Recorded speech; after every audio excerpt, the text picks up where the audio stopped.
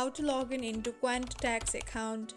Hello everyone, welcome back to my channel How to Log In. In this series of how to log in tutorials, today I'll be teaching you guys how to log in into Quant tax account. So let's get right into the tutorial. Firstly, make sure that you have a stable internet connection on your device. After that, open any browser. For example, I'll be using Safari. Now search for the Quant tax login on the search bar. After searching, different websites and links like this will be appeared on your screen. From these different websites, click on the second website that says Quant Invest. Wait for a while and here you will be appeared on this page. So here you can see if you are a new user, you can tap on register option in order to create an account. But assuming you have already created an account, tap on login option.